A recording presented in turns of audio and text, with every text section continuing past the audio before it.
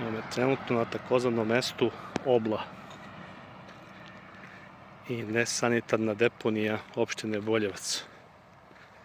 Ovo je jedna nesposobnost rukovodećih, godinama se ova ovde deponija razvlači, niko to ne rekultiviše, ne zatvara, nego se samo deponuje, pali,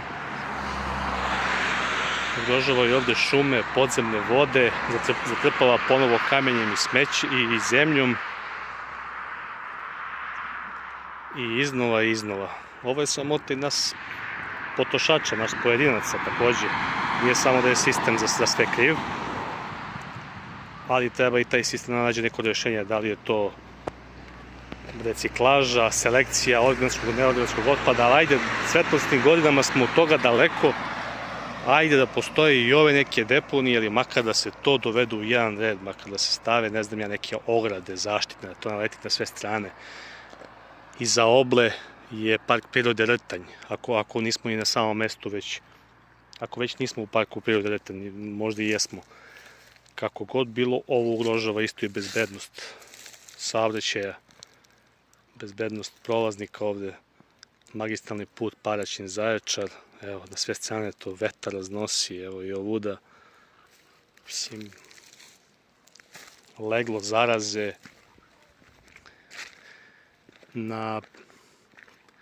pa ovde je već, ovo je već i atar sela Jablanica, ja bih rekao, odmah ovde naniže je početak sela. I to verovatno i podzemne vode zagađuju svo ovo smeće, a onda kasnije ljudi dole uzgajaju i kukuruz, pšenicu i razne neke kulture.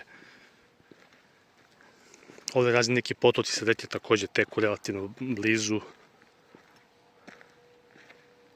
Ne znam šta bih rekao, valjda će neko da čuje ovaj vapaj, makar malo da pokupi ovo ovde pored puta i da to nekako makar malo udalje da od puta. Znači vidite ovo se sve slači dole.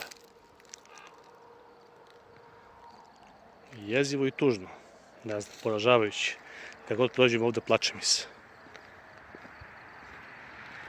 Ne znam šta je rešenje.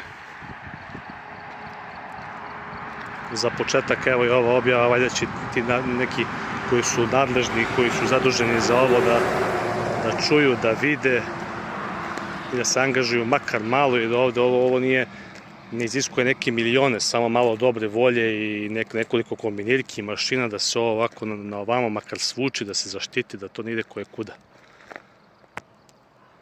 Za početak toliko.